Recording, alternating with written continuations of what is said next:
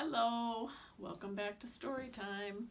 I think this might be number 15, virtual story time number 15. You may notice that it's only me today. My granddaughter has gone back to her house in Washington, D.C., and I miss her. So I thought, I walked into the bookstore yesterday to check out some of the new books, and there were a couple there about grandmas and grandpas. And so guess what we're going to read stories about today? You got it, grandmas and grandpas.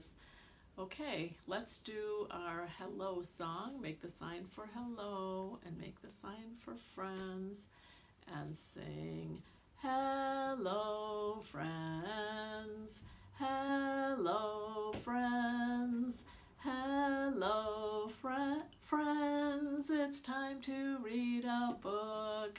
Nice. I'm glad you guys are hanging in there, doing okay. I sure do miss you at the bookstore. I Really Want to See You, Grandma, by Taro Gomi. I've always liked this book.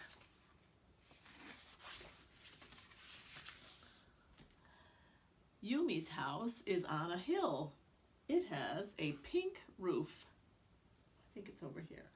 Oh no, her house is right here. And Grandma's house is on a mountain and it has an orange roof. One day, Yumi really wanted to see Grandma. She headed out happily.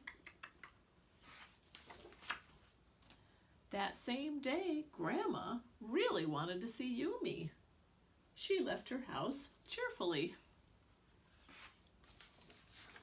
Yumi took a bus. Grandma took a train. There she is. There they are. Grandma arrived at Yumi's house just as Yumi arrived at Grandma's house. Uh-oh. Oh no, Grandma cried. She missed her. Yumi was also surprised. Grandma went home right away. She got a taxi. And Yumi went home right away. What is she going to ride in? Oh, Grandma took a taxi and Yumi took a truck. Look at that. The truck and the taxi pass each other. Oh no, Yumi cried. Grandma said the same thing. They missed each other again. I can't wait for Grandma. So Yumi goes down on her scooter. I can't wait for Yumi. Grandma goes down on her motorbike. I want to see Grandma now. I want to see Yumi now. Oops. Oh, here they are. There's a tree. Very special tree. Can you guys see who's hiding in the tree there? Mr. Owl. Here they go. Grandma! Yumi! They finally met. The next time we want to see each other, let's just meet under this tree, Yumi said. Grandma agreed. There they are, sharing a picnic. Isn't that cute?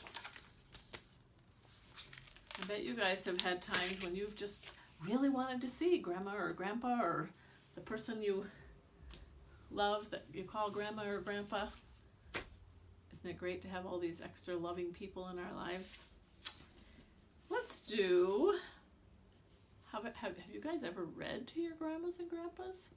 I bet some of you have been read to by your grandmas and grandpas, and even if you can't see them right now or they live far away or something, you can do some reading together over computers or phones, right? How to Read to a Grandma or Grandpa by Jean Reagan, illustrated by Lee Wildish. How to Read to a Grandma or Grandpa. Reading is a blast, but if you want to make it extra fun, read to a grandma or grandpa.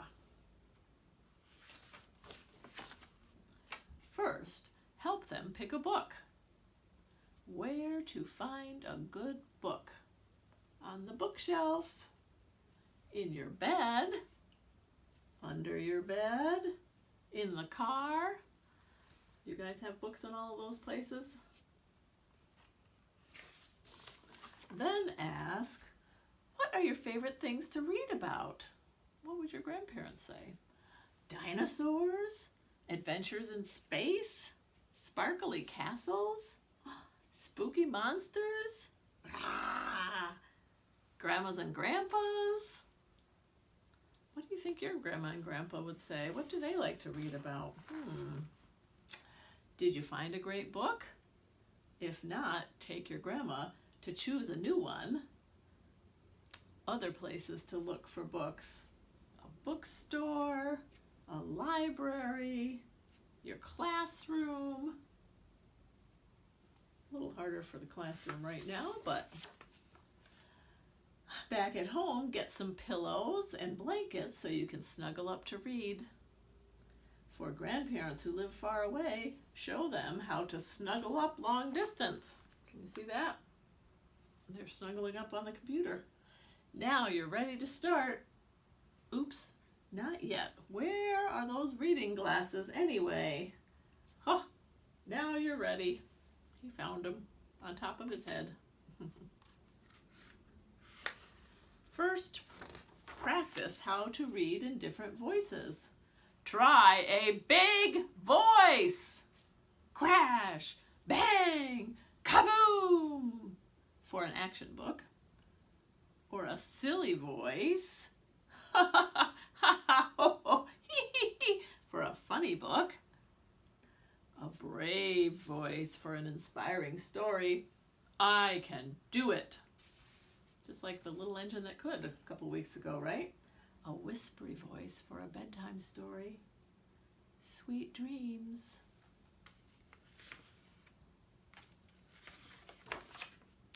Next, show them different ways to turn the page. How to turn the page. A super funny page, turn back to it again and again until your grandma is all worn out from laughing.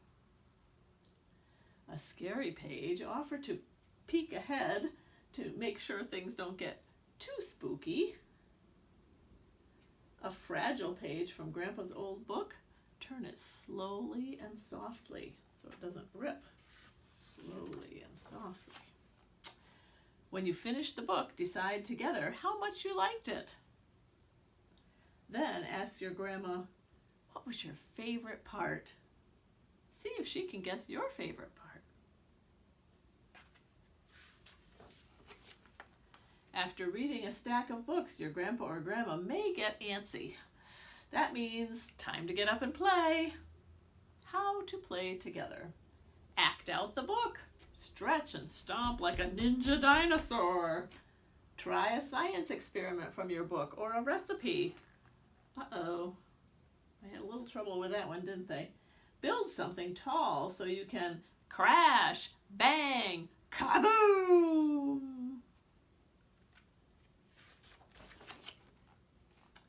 If you ever want to make their story time extra special, read to your grandpa or grandma in a brand new place.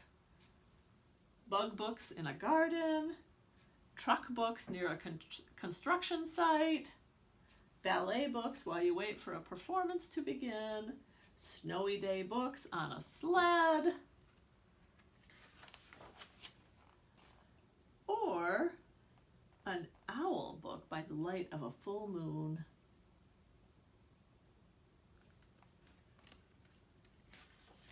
But no matter where you read or what you read, when you get to the end, your grandma or grandpa will probably ask, "Can you read to me again, please?" Of course you'll say, "Yes." The end.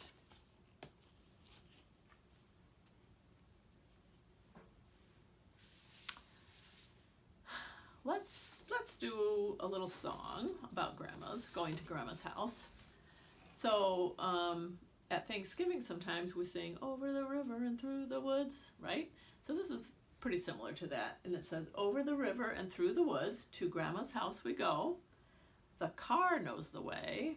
To go today to Grandma's house, hooray! And then over the river and through the woods, to Grandma's house we go. To play with the toys and make lots of noise and give Grandma a kiss. Excuse me. Oh, excuse me. Over the river and through the woods, to Grandma's house we go. The car knows the way to go today to Grandma's house, hooray! Over the river and through the woods, to Grandma's house we go. To play with the toys and make lots of noise and give Grandma a kiss.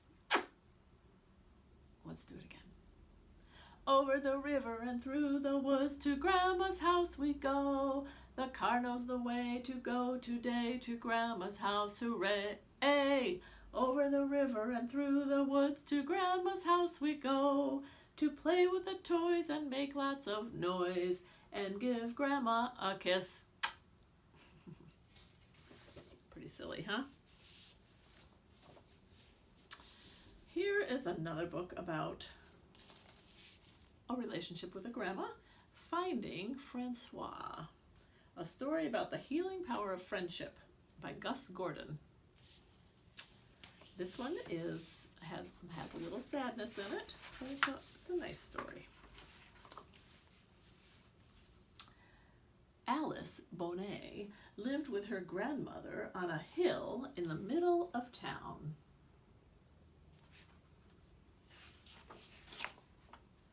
Together, they made a very good team, especially in the kitchen. I'm a big help, aren't I, Grandma? Alice would ask. You are a marvel, Grandma would always replied. Alice was a writer of lists. Do you guys like to write lists or have your parents write lists for you? I like lists, they're helpful. Every morning she wrote a list of the many plans she had for the day. There were pictures to be drawn, creme brulees to be eaten, buttons to organize, and books to read.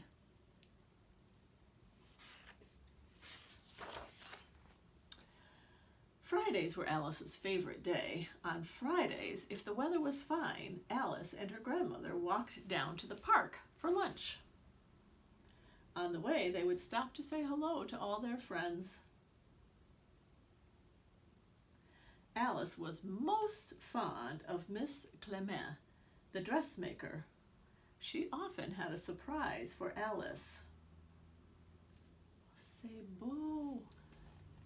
A lot of these titles and stuff are in French, and I don't necessarily speak French very well. There were some days, however, when Alice wished she had someone her own size to talk to. A sister or even a brother, especially on stormy nights when she was trying hard to be brave, or when her grandmother was elsewhere. That's one thing about grandmas and grandpas. Sometimes they get sleepy, right? One morning, early, before the birds had eaten their breakfast, Alice walked down to the river. She had a plan. From her bag, Alice pulled out a bottle and tossed it into the water. Usually we wouldn't do that because that would be littering, but the bottle quickly floated out of sight all the way down the river and out into the ocean. It was captured for a moment, picked up and dropped. Then it drifted on ever onward until it arrived in a different place, a long way from where it had begun. See the lighthouse? Francois Poulenc was walking along the shore when he saw it, a bottle swirling among the seaweed. Inside the bottle, to his surprise, was a message. It read, "Hello, I am Alice." Francois was certain this had never happened to him before. He wrote a carefully considered reply, then threw the bottle back into the water. What did he write? zigzagged out to sea on the ocean currents. A fisherman caught the bottle, then threw it back. It sat for a time in the belly of a whale, but soon emerged. Then it drifted ever onward until it arrived a long way from where it had begun. Alice had been waiting for a whole week when she spotted a familiar-looking bottle one afternoon. She was thrilled to see that there was a message inside. It read, "Hello, Alice. I am Francoise. Where are you?" What a good question, thought Alice. I shall explain everything. Excitedly, Alice gathered all her thoughts together. I am over here.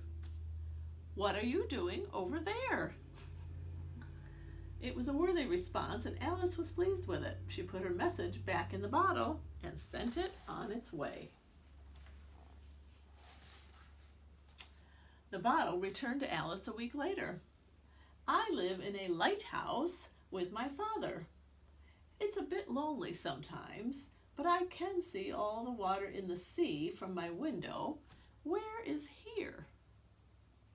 And Alice wrote, I live here with my grandma.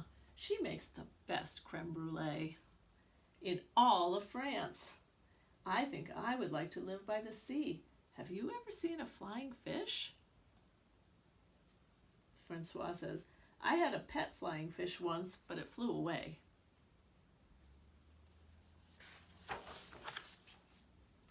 And so it went back and forth across the sea. Like Alice, Francois loved writing lists and reading books and drawing mermaids too. Alice wasn't expecting that, but Francois also loved dancing and wearing funny hats and origami and garlic butter and flower arranging. Francois was very interesting indeed. Alice realized she didn't need a sister or even a brother. She had found Francois.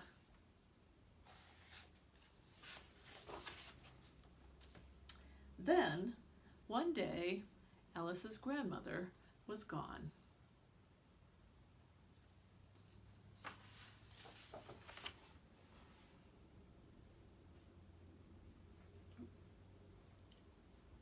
You can see how Alice is very sad. And there's a sentence in French there that I don't know how to say exactly.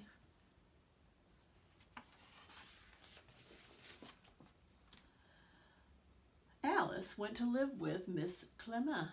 Miss Clement did everything she could to make Alice happy, but Alice's thoughts were with her grandmother. She didn't feel like drawing mermaids or writing lists or sending messages. On a pebbly beach far away, Francois Paulin walked the shoreline. All sorts of things made their way to the island, but the bottle he shared with Alice was never one of them. Maybe Alice has forgotten me, he thought.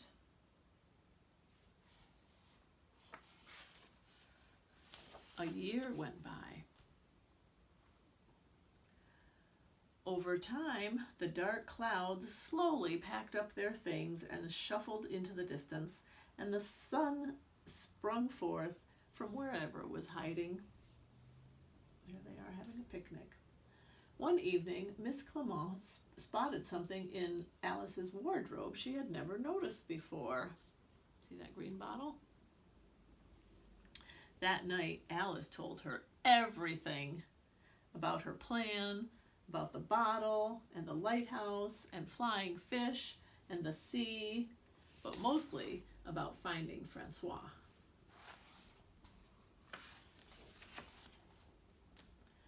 Well, we must go and visit them, announced Miss Clement. First, it's only polite that we let them know that we're coming. So there they go. Francois was collecting shells one afternoon when he saw a bottle swirling among the seaweed. He recognized it at once. Inside was a message. It read, Hello, Francois. It's Alice. Miss Clement and I are coming to visit you. Please put the kettle on.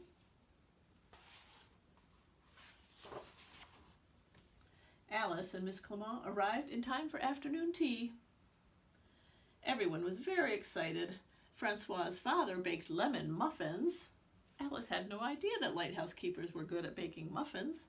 Miss Clement told stories that made everyone laugh.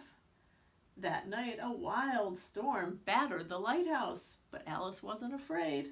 Well, maybe just a little bit. The next day, Francois showed Alice how to spot a whale. Then he lost his hat to the sea. Look at the wind taking it away. Francois said that was the third hat this week. Luckily, he had lots of hats. In the morning, it was time to leave for home. Miss Clement needed to get back to her shop. Alice didn't want to leave. Not now. Then Alice had a brilliant idea. Perhaps Francois could visit Alice and Miss Clement. Everyone agreed it was a brilliant idea. When Alice arrived home, she wrote a list of things she really wanted to do. 1. Play hopscotch with friends. With friends I haven't met yet. There she's finding some friends. 2. Make a favorite dessert. 3. Finish something unfinished. She's knitting like her grandma used to. Then she wrote another list, especially for Francois' upcoming visit. Plans for Francois' visit. Eat creme brulee. 20 minutes, maybe more. Draw mermaids. 2 hours. Hopscotch. 45 minutes. Origami. 1 hour. Flower arranging. 51 minutes.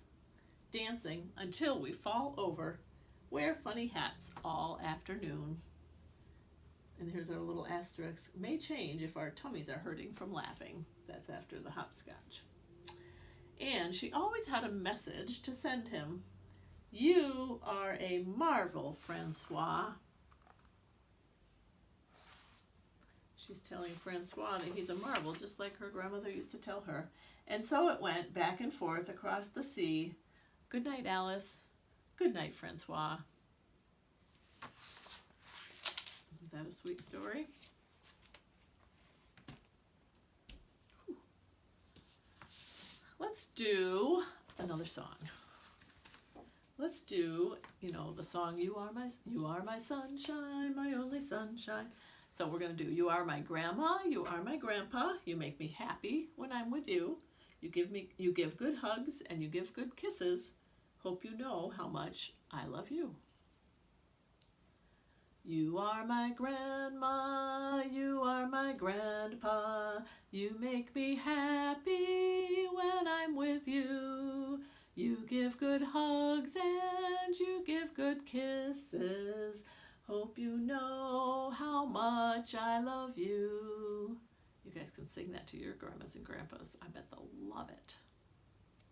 You are my grandma, you are my grandpa. You make me happy when I'm with you. You give good hugs and you give good kisses. Hope you know how much I love you. Nice. Alrighty. Let's do Zoom Zoom and then we'll do one last story about another grandma. Hands together. We'll just do it one time. You guys can do it on your own some more, right? Zoom, zoom, zoom, we're going to the moon. Zoom, zoom, zoom, we're going to the moon. If you want to take a trip, climb aboard my rocket ship. Zoom, zoom, zoom, we're going to the moon. Count down.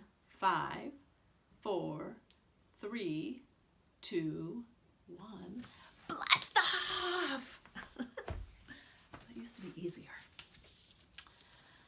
Let's read one more story. It's called Grandma's Gardens, and this one has 2 authors. It's by Hillary Clinton, who used to be our Secretary of State, and Chelsea Clinton, her daughter, and it's illustrated by Carmen Lemniscates.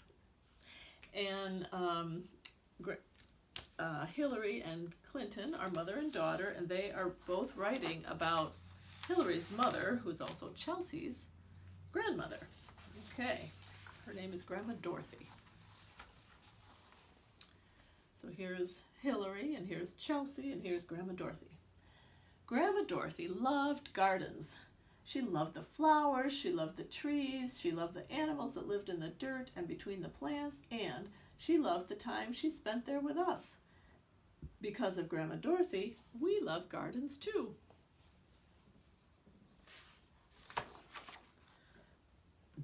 And so now Chelsea says, I remember dancing across the lawn with sparklers in each hand. Maybe some of you just did that for July 4th. I remember cutting up the tomatoes we'd just picked for our 4th of July lunch. Gardens are places for celebration.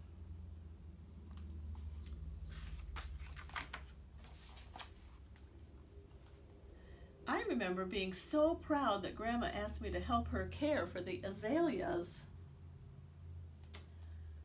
I don't know whether Chelsea or my mom loved gardening together more.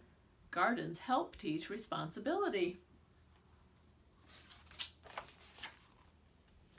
When my grandma talked about the gardens she visited in Morocco, she made me want to visit them too. I loved that my mom had adventures later in life and that her adventures included beautiful gardens. Gardens are places of discovery.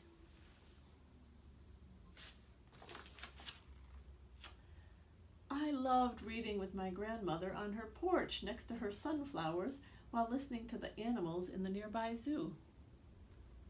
They often would read the same book for their book club of 2 or 3 when we all read together. Gardens are places for learning. In Arkansas and Washington, D.C., we spent lots of time at the zoo, and my grandmother always pointed out the trees and plants the animals were sitting under, swinging on, or eating. See the pandas and the flamingos? I always appreciated my mom teaching Chelsea how dependent her favorite animals were on nature, whether they were caterpillars in the backyard or pandas at the zoo. Gardens are homes to creatures, large and small.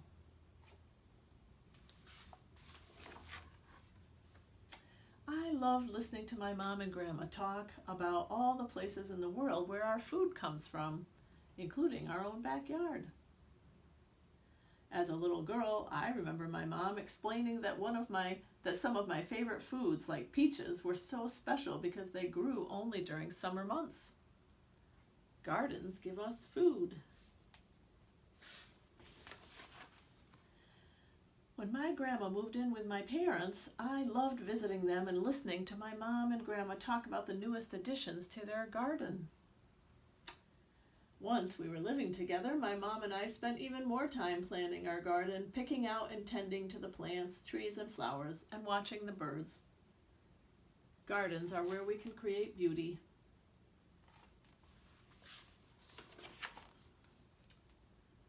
When I saw my grandma, I loved showing her pictures of the gardens I had visited. When I could, I would bring souvenir books of the gardens to share. My grandma's smile made the heavy suitcase worth it. As I traveled around the world, I always tried to store up the images of the gardens, plants, and trees I'd seen to share with my mom. I love sharing my memories with her. Gardens are places to share stories. My grandma gardened into her 90s. She knew it was good for her, but that's not why she did it. She did it because she loved it. Watching my mom enjoying our garden and tending to it gave me as much joy as it gave her. Gardens help us stay strong. On a particularly magical day, my grandma and I visited Mount Vernon, George Washington's home and gardens. I wish we could have visited more gardens together. My mom and I would go to historic Dumbarton Oaks near our home in Washington, D.C. to wander around the gardens and learn more about the family who had lived there. I wish we could have visited more gardens together. Gardens are places to create memories.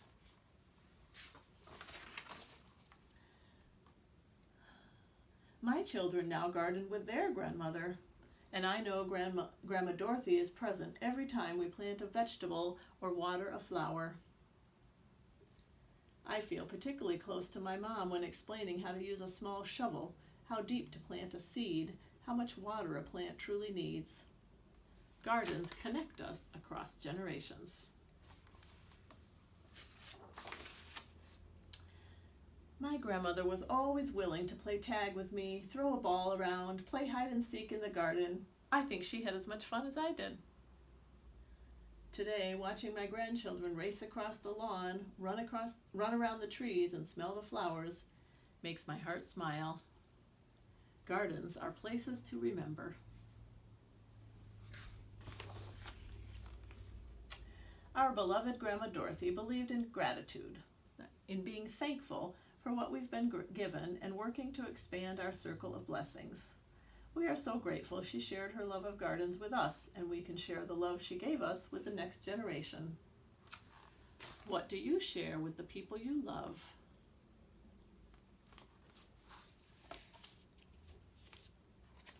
I'm guessing that you guys share a lot of things, and maybe even books, and gardens, and all kinds of good things. Thanks for watching today. As always, I can't wait to be able to see you guys in person. Let's do our goodbye song. We make the sign for, we wave goodbye. We say, goodbye, friends. Goodbye, friends. Goodbye, friends. It's time to say goodbye. Have a great week.